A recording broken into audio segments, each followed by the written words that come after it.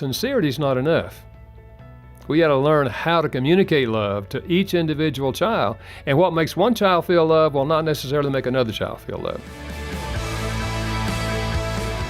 Welcome to the Focus on the Family broadcast, helping families thrive. That's Dr. Gary Chapman describing the 5 love languages, and he's our guest on this top program from 2022. He'll suggest that while most parents love their children well, they want their children to feel loved, few of us know how to effectively communicate those feelings. And so we'll get help from Dr. Chapman today on Focus on the Family. Your host is Focus President and author Jim Daly, and I'm John Fuller. John, we've shared many times on the program that parenting is rewarding, but it's hard work. And it's great to hear from Dr. Gary Chapman, along with my dear wife, Jean, who offers that mom perspective. When we first aired this discussion, a listener, Jenny, let us know that she was listening in her car and ended up having what we call a driveway moment. She told us she couldn't stop listening because it was such a blessing. She said it gave me an eye-opening perspective on so many issues that we deal with when it comes to our 2 youngest sons who are 10 and 12. Well, let me just say thanks to Jenny for that feedback, and I know other parents will want to stay with us for this great parenting program. And Dr. Gary Chapman is the author of the best-selling book, The 5 Love Languages. It's sold more than 14 million copies, and he's taken the concepts from that book and applied them to parenting so we can better know how to love our kids through their own love language. And he wrote about it in The 5 Love Languages of Children. We, of course, have copies of that here at the ministry. Call 800, the letter A in the word family, or you'll find the link in the program notes. Gary is a pastor and counselor, and he and his wife, Carolyn, have been married for over 50 years, and they have 2 grown children. Here's the start of this best of conversation on Focus on the Family. Gary, welcome back. Thank you. It's great to be back. It's always good to have you. Jean, welcome into the studio. Well, thank you. It's always a pleasure being here. It is. It's a pleasure having you, obviously. Gary, let's get going on this. I'm excited about helping parents do the best job they can do. And, you know, it's a tough task, like we talked about. How do we as parents often fall short in expressing our heartfelt love for our kids, even though they're frustrating us? Well, you know, Jim, I think that most parents are sincere, and I think most parents love their children. But the children don't always feel loved. And we recognize that one of the deepest emotional needs that a child has is the need to feel loved by the significant people in their lives. And the parents are the most significant people in their lives. I've sometimes said in every child there's an emotional love tank, you know, and if the love tank is full, the child grows up emotionally healthy. If the love tank is empty and the child feels like they don't love me, they grow up with a lot of internal emotional struggles. And in the teenage years, they will often go looking for love, typically in the wrong places. So in this book, I'm trying to help parents realize that sincerity is not enough. We got to learn how to communicate love to each individual child. And what makes one child feel love will not necessarily make another child feel love. Right. It's so true. You know, and parents come into this with their own baggage. I mean, we don't get a manual from the hospital that says, here's how you parent. That would be a good thing. Maybe Focus should develop that. But the point of that is, you know, we bring our own scars, our own wounds into this. And temperaments are different. You know, Jean is kind of the black and white thinker in our relationship. And I think for me, I'm probably lean a little more into the relationship. What do you think, Jean? Oh, definitely. Yeah. Sure. And so in that context, though, how can we learn to be intentional about filling the tank when we have our own deficits? Yeah. Well, we all have a history that we didn't choose. And then some of our history we did choose. And we made poor decisions along the way. And so sometimes I think the beginning place for a parent, if they realize, I don't know that I'm doing a really good job with this parenting thing, maybe is to ask, somebody else, how, what do you think? And maybe there's a place to apologize to children and to say, I realize I haven't been doing this or that or whatever, and I want to ask you to forgive me. I want to be a better parent, and I'm trying to be a better parent. So if we realize that we're all in process, none of us are perfect parents, and you don't have to be a perfect parent to have healthy children. we do have to deal with our failures, and that's where apologizing to the child and to let the child forgive us. We're teaching them a real skill because they're going to have to learn to apologize too somewhere along the line. Yeah. In the book, you say that saying I love you isn't enough. Yeah. I probably err in that side. I'd say a lot of I love yous, but I don't know that I go the extra mile. Describe what that extra mile should look like. Well, I think whatever we grew up with is probably what we do, or whatever makes us feel loved is what we tend to do for the other person. Can you give me an example? Well, if words of affirmation is my love language, if that's what makes me feel loved, then I'll probably give my child words of affirmation. I'll tell them how great they're doing on sports. I'll tell them how wonderful I am and how proud I am that they made a B in that class. Or, I'll give them words of affirmation. And I'll say the words I love you over and over again. Yeah, because that's important. Absolutely. But if words is not that child's language, they will not necessarily feel loved. Even though we're sincere, they won't be getting it. I remember a 13-year-old who was in my office. He had run away from home. And he said to me in the course of our conversation, my parents don't love me. They love my brother, but they don't love me. I knew his parents. I knew they loved him. The problem is they had never discovered his primary love language. And consequently, maybe they were giving him words of affirmation, but his language was one of the other languages. And consequently, he didn't feel loved. Yeah. Since we've opened that door, let's quickly go over the 5 love languages and discuss primary and secondary. Yeah, okay. Well, these are in no particular order, but physical touch is a way to express love. We've long known that. Words of affirmation is a way of expressing love.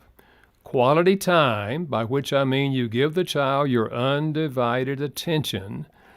And then there's gifts is an act of service. And that's the receiving of gifts? The receiving or of giving? gifts. The receiving of gifts. That trips people up, I think. When I try to describe it, they're going, really? That you receiving a gift is your love language, not giving a gift? Yeah. Yeah, I think often we're thinking in terms of what is my love language, but we're talking about the other person's love language, and it's receiving the gift. If receiving gifts makes you feel loved, you'll probably give your kids all kind of gifts. Right. But maybe their language is words of affirmation, and you don't give them words of affirmation, so you're wondering, why wouldn't you feel love, man? You've got so many things, Exactly right. So we tend to express kind of, in some regards, the way we want to be loved, is what you're saying. So Jim and Jean, I'll go ahead and just throw you in the spotlight and wonder, when did you discover some of these concepts for your own boys? Because there's a lot here to learn. Well, it's kind of funny because I was reading the book years ago with my boys were nearby me, which Troy particularly. And I remember going through it. I was getting ready to do the broadcast with you, Gary. And I think Troy was 4 years old. He's now 19, if that makes any of us feel better. But I remember I was reading them out loud, and I said to Troy, which one of these best describes you? And I read through them. And as soon as I said physical touch, he goes, that's me. Oh. I mean, he knew it. He was 4 years old. Yeah. He was, that's me. I love hugs, Dad. I love hugs. I love when you tickle my back. And I think for Jean, you were more in tune with Trent. Well, yes, but also with Troy, I would say it was, I think it was easy to pick up on with him because he was always hugging us or always hugging his brother. Yes. Yeah, he was. And I look at photos when they were young and Troy was always hugging. Yeah. So he was easy to pick up on his love language at a young age. Our oldest son, Trent, he was more difficult to decipher what his love language was. And he did take the quiz, and I think, where did he land?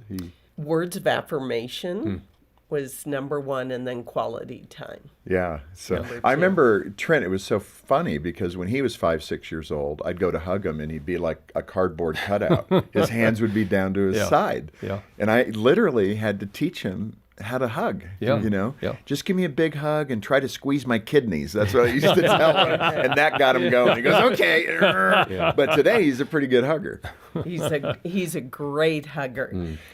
And I would like to just say, even though with Trent, so we didn't know that his love language when he was younger was words of affirmation.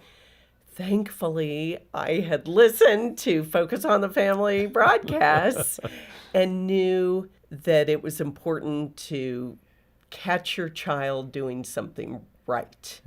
And that was there was a time where that was challenging. But It may have been Gary that said that. Right. You do say that, don't you, Gary? right. Yeah, catch them doing something Yeah. right and affirm them in that. Yes. Gary, let me ask you, your actual background in college was anthropology, if I remember correctly. Yes, that's correct. And you've compared kind of foreign language skills with emotional language skills. So explain that, and especially in the context of helping your children. How does that all come together in your mind?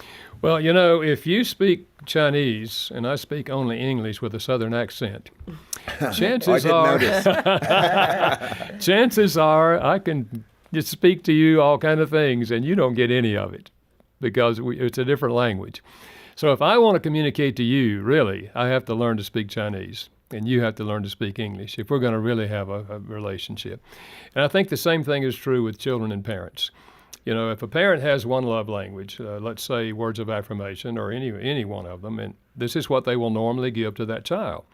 But since that's not the child's love language, the child doesn't receive it emotionally. They hear it, but they don't get it emotionally. And that's what we're talking about, meeting the emotional need to feel loved. And so this is why I think this book has been so helpful to so many parents through the years, is helping them understand if you have 3 children, they may each have a different love language. Yeah. And please don't hear me saying that you only speak their primary love language. You give heavy doses of the primary, but you sprinkle in the other 4. I mean, the child needs to learn how to receive love and give love in all 5 languages. That's the healthiest adult. Most of us did not receive all 5 growing up. So we came to adulthood, and some of these were not very natural for us. Yeah. But the key issue is that you give heavy doses of their primary language, and they're going to feel loved. And I just want to, for the listener that might just be jumping in, just quickly, the 5 love languages again are? Words of affirmation, acts of service, quality time, physical touch, and gifts, receiving gifts. Receiving gifts. So that's the context. You mentioned the idea of love and your kids feeling loved. I think we struggle, especially in the Christian community, unconditional love.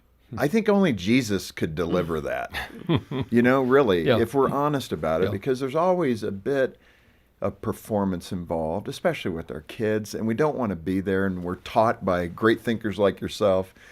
But, another D. Yeah. And how do we not damage our kids and motivate them and show them unconditional love, maybe in a tender place in our own heart that it's hard for us to do? Yeah. Because your performance reflects upon me. Oh, yeah. Well, I think with words, we have to recognize we want to affirm them for effort, not for perfection. I remember a 13-year-old young man was in the hospital with ulcers, stomach ulcers, and I was asked to go visit him. In the context, I said to him, "How do you and your dad get along?" And he said, "I don't ever please my father."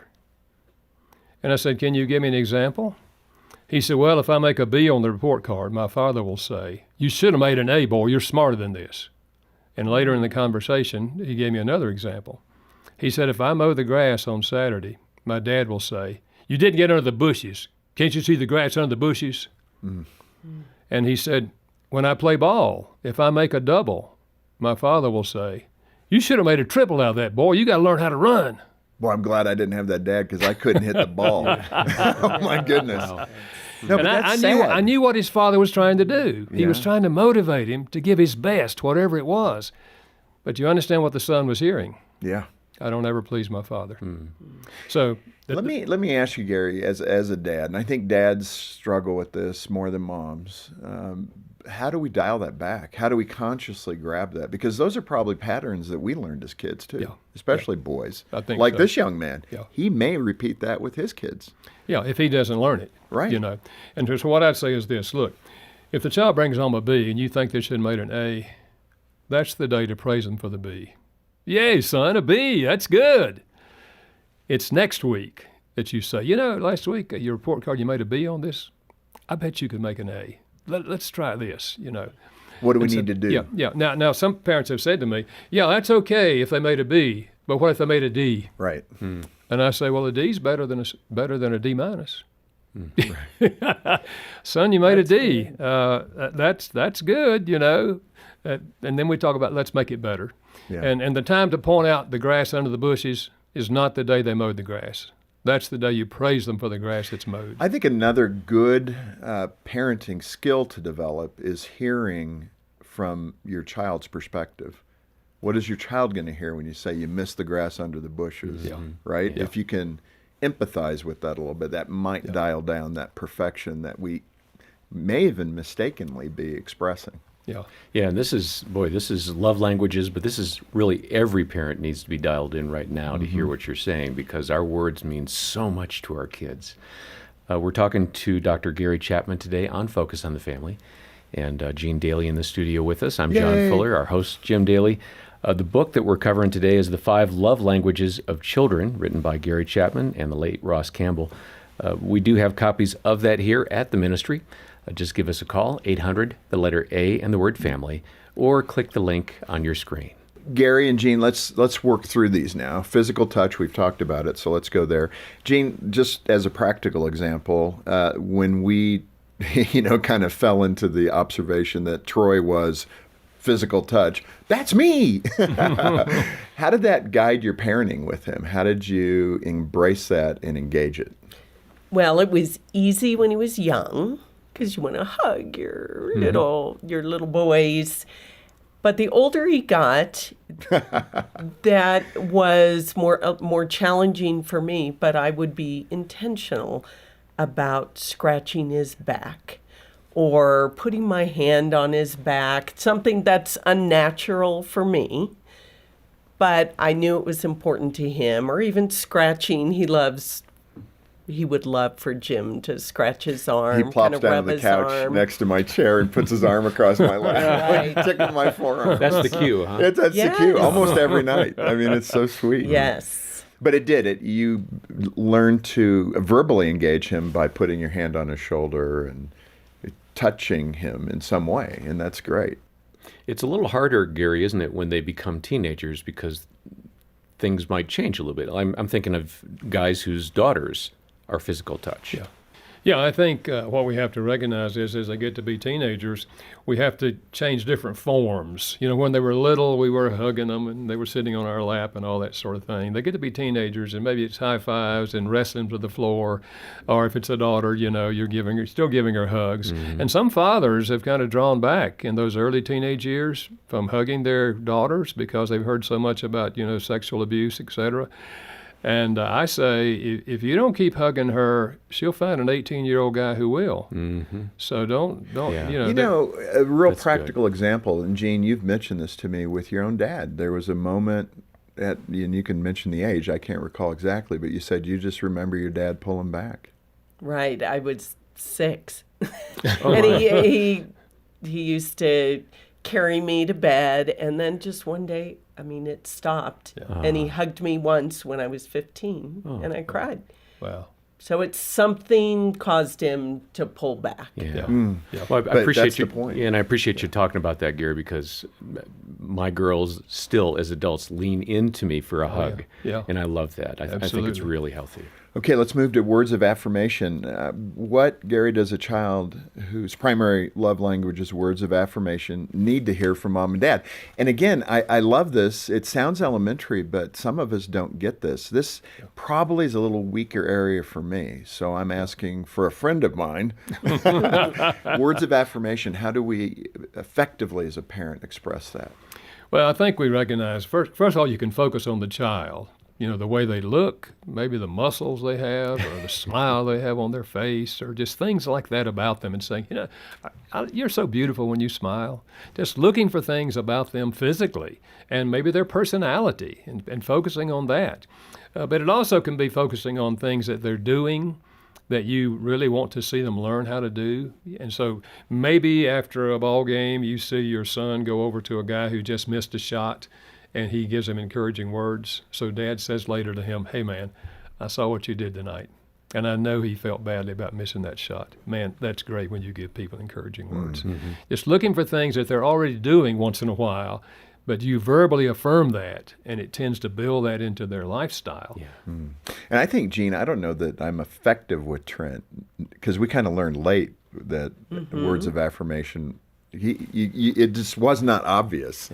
And he's a bit stoic, he's very science-minded and, talks very matter-of-factly. He's very factual in his thinking. So, I was kind of thrown. And then words of affirmation, I think you do a great job, Jean, but how do you go about doing that with Trent? Well, now that he's older, 21. That's one positive use of technology.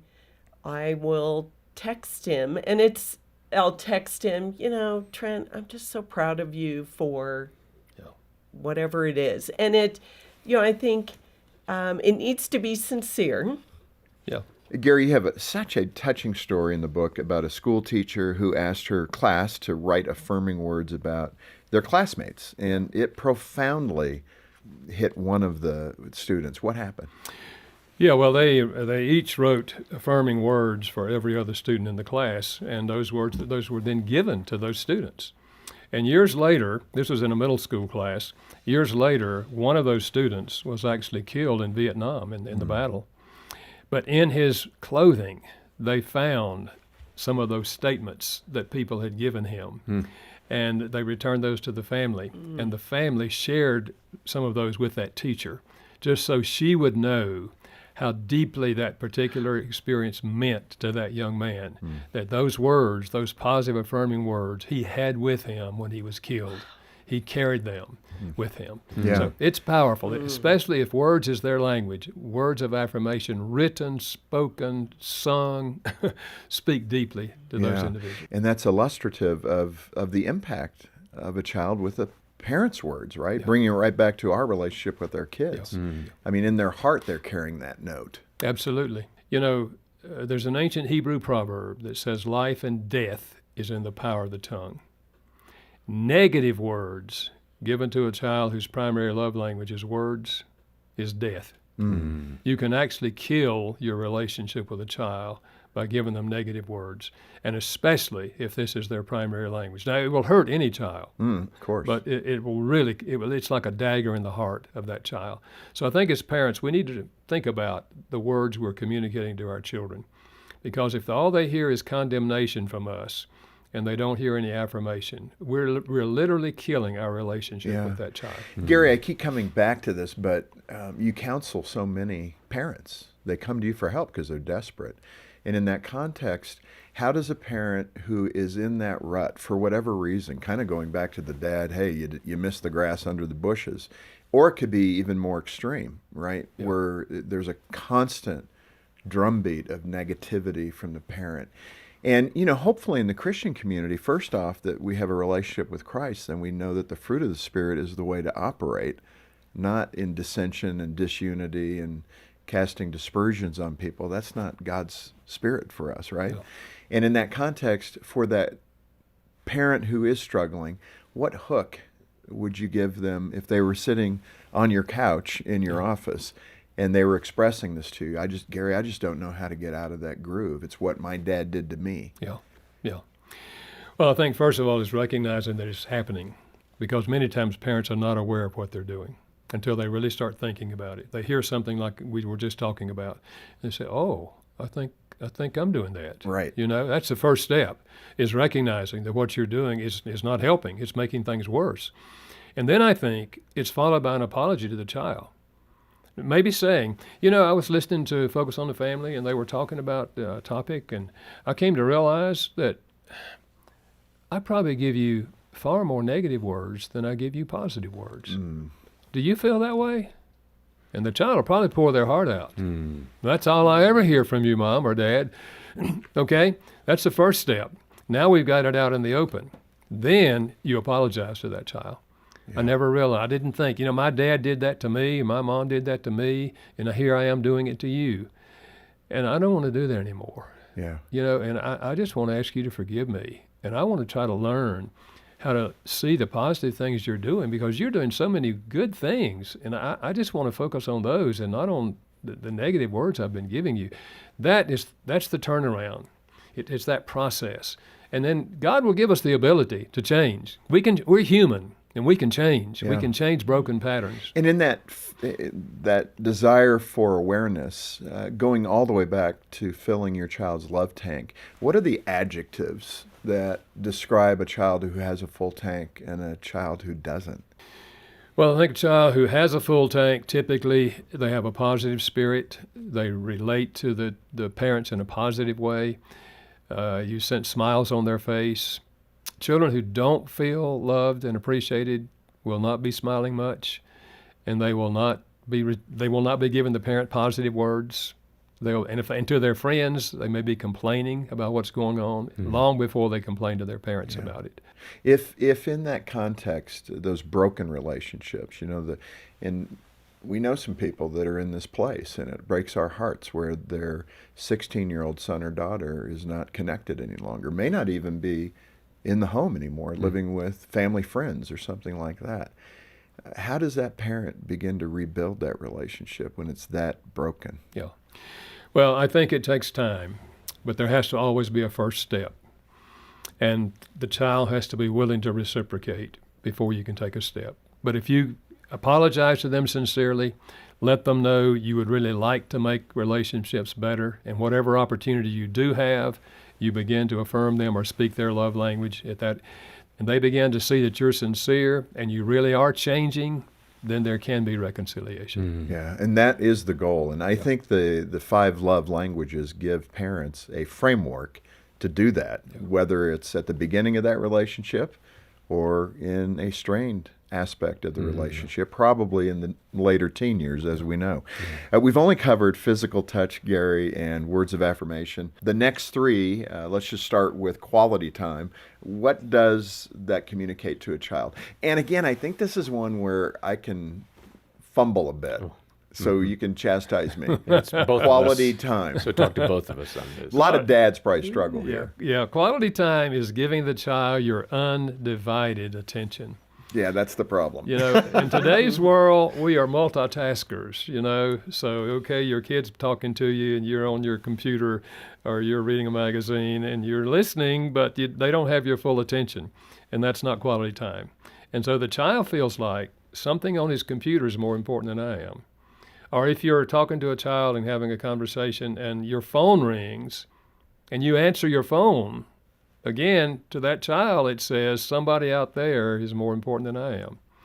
Now, I understand some people have to be on duty, and medical doctors and all. So you just say to the child, honey, this is an emergency, but stay right here. I want to finish our conversation. But you let them know that they have your full attention. That's at the heart of quality time. Now, I kind of threw dads on the fire there, but Gene, let me ask you too, as a busy mom, and some moms are working outside the home, they're certainly working inside the home, and you're spent, and yet your kids need quality time. How does that resonate for you as a busy mom? Yes. Well, let's face it, there are not enough hours in a day when you have children in the home to get everything done. So we have to prioritize our time. And I found, you just have to come up with creative ways, and that's why broadcasts like this and Dr. Chapman's book, we have all these helpful resources to find creative ways to spend time with your kids. I can remember when Trent was young, he loved playing talkie toys. And the action heroes would interact with each other. And one day I watched the clock. I can remember this. I would have said I was spending 20 minutes with him every time I did that. And I watched the clock one day. One time it was 3 minutes, but it was enough. Yeah. It felt like 20. It felt like 20, but it was enough. But I think also I'm finding ways to do things that you want to do as well with their child, maybe spending time reading a bedtime story together or rubbing their back at night. Now, I was thinking that spending time in the car counted as quality time, Dr. Chapman. Am I mistaken about you that? are the report card queen. So does she get an A or an F? It all depends on what you do in the car. If they're on their screen and you're driving the car, it's not quality time. But if there's conversation going on, it's quality time.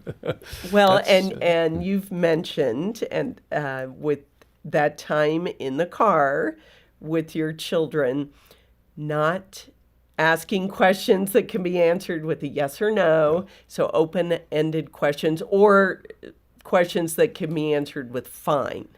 But I did use that time in the car. She's a good student. To try to draw out some conversation and get into their world a little bit. Yeah. Elaborate on that and define that.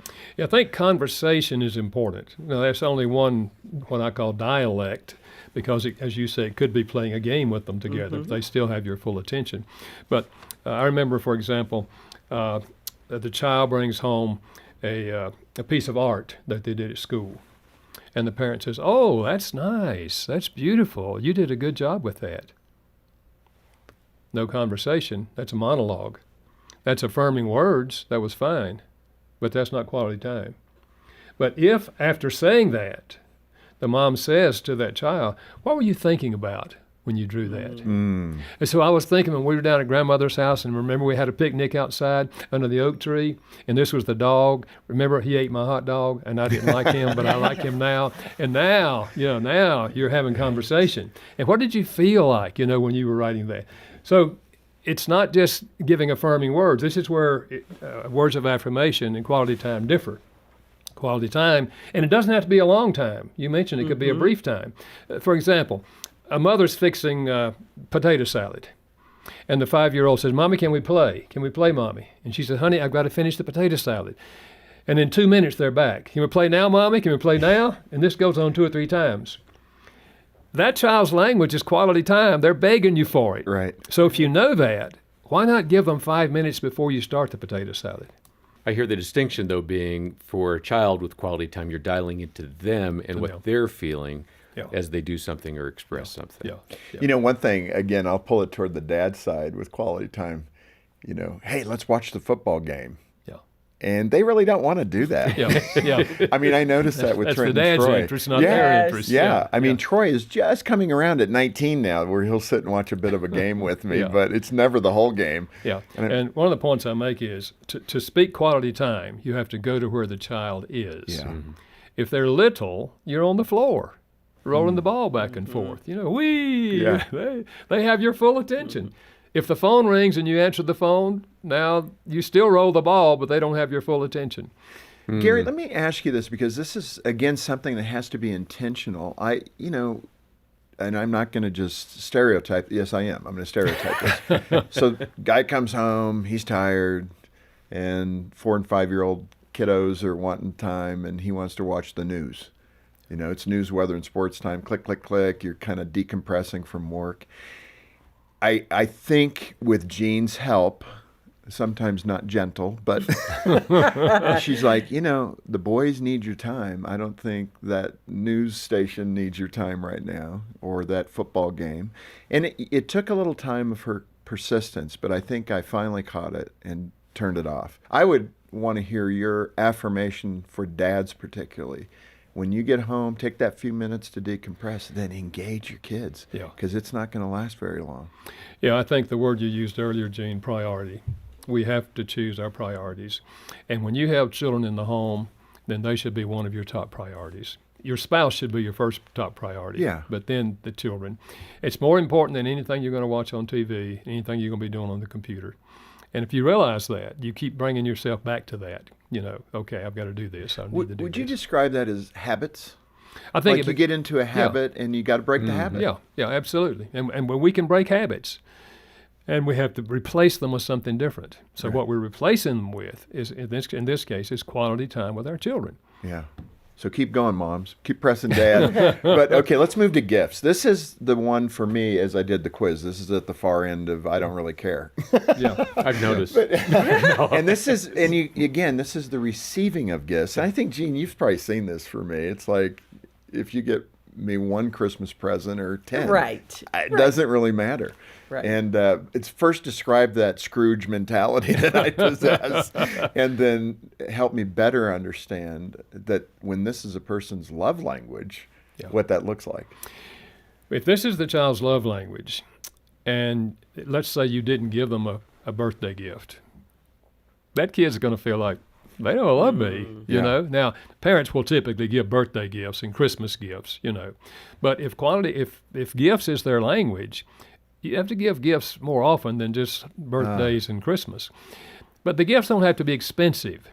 Sometimes parents say, well, you want this to teach them materialism. It's things, things, things. They don't have to be expensive. You can pick up a stone in a city parking lot and take it home and give it to an 8-year-old boy, if gifts is his language, and say, man, I found this today, and I thought about you. Look at the colors in here, man. I wanted you to have this. If gifts is his love language, you'll find that stone in his dresser drawer when he's 23. And he'll remember the day you gave it to him. Isn't that something? The power of that. Yeah, absolutely. Yeah, that is really something. Gary, let's go to the last one, and we have a few more questions for you here. But that idea of acts of service, most moms probably feel, and I'll get your affirmation on this, Gene, that they serve their kids all day long. Yes. So how do you differentiate between this love language and just the normal, I'm taking care of everything here? Yeah. Well, I do think that we are forced as parents to speak this love language from the moment they're born. Which When is they're a good born. way to look at it, actually. Yeah, a because healthy way. They can't do anything. Right. We put the food in, we take the food out. I mean, we got to do it all, you know? And so in those early years, we're doing for them things they cannot do for themselves. Yeah. But another part of this love language is teaching them how to do things for themselves. And this takes more time and energy. A 6-year-old can make up their own bed, but they have to be taught, and it takes time to do that. We mentioned this earlier. Teaching them how to cook a meal is a far more expression of love than cooking the meal for them, Right. because you're preparing them for life. Yeah. Our granddaughter could cook a full meal when she was 14 years old. Her father, who's the cook in the house, taught her how to cook a meal, and she loves it. She makes her own birthday cakes, you know. Wow. She just loves it. But she had that interest in that, and she wanted to learn that. So I've sometimes said to parents, think along these lines. What would you like your child to be able to do by the time they're 18 years old? Why don't you make a list? And if it's teenagers, let them help you make a list. What would they like to know how to do by the time they're 18 years old? That's good. And let that be a guideline in terms of how you can speak the language acts of service. And this is good whether this is their primary language or not, because at 18, they're going, in our culture, they're going off to university, going to join the military, or going to get a job, we hope, you know. Right. Yeah, exactly. So they need to be prepared. Yeah. And so this is one of the aspects of speaking this language that's super, super helpful to every child. Yeah, I was thinking it more externally to the home, like going and volunteering at soup kitchen, doing things like that, which also applies there. Yeah. But Gene, I hadn't thought about, I mean, at 10, you had the boys doing laundry. That was pretty good. Yeah. I always thought, did. wow, That yeah, you were was- good with that. That was one thing Yeah. I did. Right. No, it's true, though. They were. Now, I and don't know how many pink T-shirts we ended up right. with. But Again, the parents can do everything better than the kids, Yeah. and it does take more time and energy In the to beginning. teach them. Yeah. Yeah. But it is important, yes, to look at the end game. Yeah. What do you want your child to be able to do as an adult? Let's move into a little love and discipline discussion. In your book, you wrote, disciplining a child without love is like trying to run a machine without oil. And that's a great illustration. It appears to be working for a little while, but then the engine seizes, right? Yeah. Describe that. Yeah, I think all of us as parents have to discipline our children. It means we have guidelines. We can call them rules. We can call them principles. We can call them guidelines. And we have consequences when they break the guidelines. And that's a necessary part. God does that for us. In fact, the Bible says he disciplines all of his children. If you don't get disciplined, you don't belong to God. So as parents, we model God in doing that. But discipline without the child feeling love comes across as harsh. And so one of the things I say is, before you administer the discipline, speak their love language. Wrap it in their love language. Let's say words of affirmation is their language. Let's say the rule is we don't throw the ball inside the house. If we do, the ball goes in the trunk for 2 days. And if you break something, you have to pay for it out of your allowance, okay? So the child breaks the law. Parent says, honey, I'm so proud of you, because seldom do you break the rules. But you know you broke this one, and you know what has to happen, right? Their head's down and they're nodding. Yes, okay. I'm feeling good. So let's go to the car. We put it in the trunk. And I don't know how much the vase costs, but we'll have to take it out of your allowance. But listen, I'm so proud of you because you seldom do this. That child walks away feeling this is fair because they already knew what the punishment was going to be. When you have a rule, always tell them what's going to happen if they break the rule beforehand. They already know that, and they feel this is fair. But if you simply go in there and say, I told you not to do that, you know better than that, now you know what's going to have to happen. Now the child walks away feeling like, I try hard, I mess up on one thing, and I get blasted. Or I'm worthless. Yeah, I'm worthless. Yeah. So we can't allow our emotional state at the time to control our behavior. And if we wrap it in love, the child feels like it's fair. They accept it in the way you want it to be. I can even feel it physically. When you said it, it felt so relaxing. And then when you gave the other example, I tensed up. I mean, it's just human nature, right? I was like, Gary, I remember a time I disciplined Trent, and he went to his room, and I went up afterward, and I was going to affirm him. I'm doing good so far, right? And but he wouldn't speak to me. He was probably 7 or 8, and I said, "Are you upset?" And he shook his head, yes. With one nod, bang. Yes. And then I said, "Can you talk with me?" And he went, "No," and shook his head that way. And I said, "Can you write what you're feeling?" And he shook his head, yes. So I went and got a pen and paper, and I gave it to him, and I said, "How do you feel when I discipline you?" And I remember he wrote, "It feels like you don't love me." Yeah. So what was he expressing to me? I think he was expressing his emotional response at the moment. And I think what you did was great. I would not have thought about the pencil paper thing, but I like that. Because it gave him, he could not talk at that moment about it. Right, He was too upset to do that. Yeah. But yes, he could write out what he's feeling. And I think what we have to be thinking of in terms of parents when we're disciplined is, how does this come across to my child? Does it come across as I'm doing this because I love you? Because all discipline should be flowing out of our love. We're letting them learn a tremendous principle in life that when we break the rules, there's consequences to breaking the rules. So we're teaching them something really, really important. But how does the way I'm delivering the discipline come across to them? Yeah, it's so and if true. it comes across in a negative way, that they feel like they don't feel loved by you. Gene, I think with Troy, it was hugs, right? We disciplined Troy, and then the 3 times we had to discipline him because he just was never outside the boundaries typically. Right. He was one of those children that you just give that kind of look to, that disappointed look, and that was enough. Yeah. But I will say with our oldest son, it was more challenging. And, honestly, for a lot of us parents, we are not calm when they have done whatever it is for the umpteenth time. You're frustrated. You're really frustrated. You're not feeling unconditional love. And Dr. Chapman, that's why I love that you talk about this. It's just so important for us as parents. We've got to find that way to calm ourselves down before we discipline the child. And whether it's taking 3 deep breaths or taking, I learned of a mommy timeout. I love that one. Love that. You can't do Please that. send me to timeout. Yes, you can't do that if you have a 3-year-old that needs to be watched. But that's really the crux of it, is that we can calm down.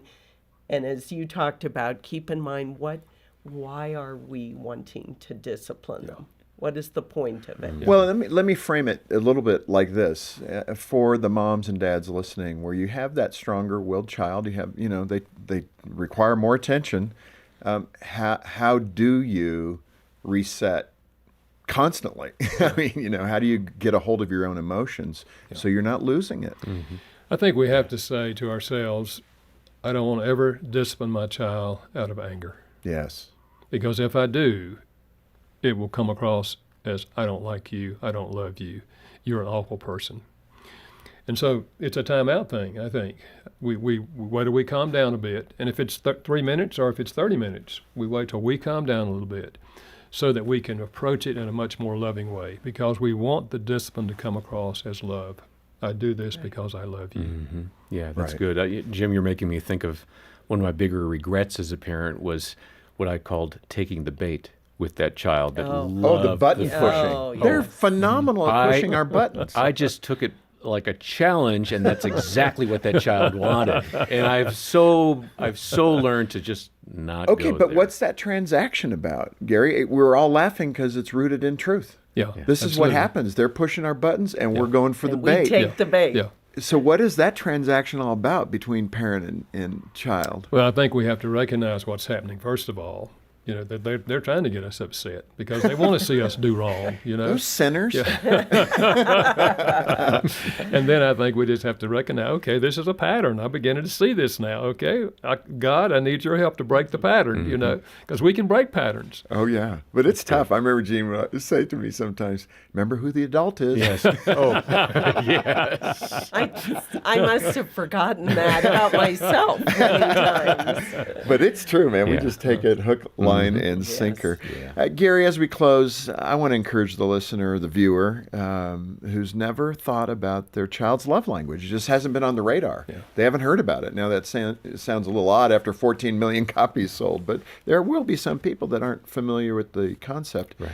And now their child maybe is a little older. They're in that teen phase, and they haven't been effective at first identifying their love language, and second, putting it into action so that if they are correcting them, how to affirm them through those words of affirmation, physical touch, what have you. What can they do today, practically, to get the ship righted a little bit? Yeah. I think one thing is to have a conversation with that teenager and just say, you know, I was listening to a radio program and I heard this, or I read a book and I heard this concept that people have different love languages, and I never thought about this before. That I have a love language, Daddy has a love language, and you have a love language, and I've never thought about this before. And I found out there was a free quiz, and I went online and took that quiz, Dad and I did, and I found out that what makes Dad love is not what I thought. He's got a different love language. I thought this made him feel love, but no, this is it. And he had mine wrong. And so there's one for teenagers. Would you be willing to take that quiz? And so we can talk about that? Because I don't know how much you feel love on a scale of 0 to 10. I think I love you a 10, but I don't know if you feel it that way, Right. you know? And so that opens up the whole concept to them, and then we can really talk about it as a family and look back on the past. I think you touched on this, but I want to hit this once again, that idea of demonstrating humility to your children by asking for forgiveness. I remember the first time I did that, and the boys, Trent was probably 5 or 6, and I remember he was in the top bunk bed, and so he had me eyeball to eyeball, and we had a little confrontation and discipline, and he's in bed, and I go up to affirm him after reading Dr. Chapman's book. And I remember looking at him in the eyes, and I just said, you know, I'm so sorry. I think I overreacted, and I'd like to ask you to forgive me. And all of a sudden, he had this big smile on his face, and I'm thinking, okay, what's coming? And he goes, I didn't know parents had to ask for forgiveness. Wow. Isn't that amazing? Wow. And I said, are you kidding? We're going to make so many mistakes, Trent. Yeah. And it was just awesome. And I think that was a moment that he will remember forever. Absolutely. Absolutely. And that's a good place to start as well, with humility. Yeah, absolutely. One another great conversation with Dr. Gary Chapman, and we also featured Gene Daly today on Focus on the Family, which I know has been helpful to so many moms and dads. John, as we said, this was one of our best programs of 2022, and we heard from many moms and dads who said it was meaningful and enjoyable content. I think it'd be great to get you a copy of Gary's book, and again, it's called The 5 Love Languages of Children. If you can make a gift to Focus on the Family of any amount, we'll send it to you as our way of saying thank you. Donate and request that great book, The 5 Love Languages of Children. Our number is 800, the letter A and the word family, or we've got details in the show notes, including a link to a quiz that you can take to find out your own love language, as Gary was describing. On behalf of Jim Daly and the entire team, thanks for joining us today for Focus on the Family. I'm John Fuller, inviting you back as we once more help you and your family thrive in Christ.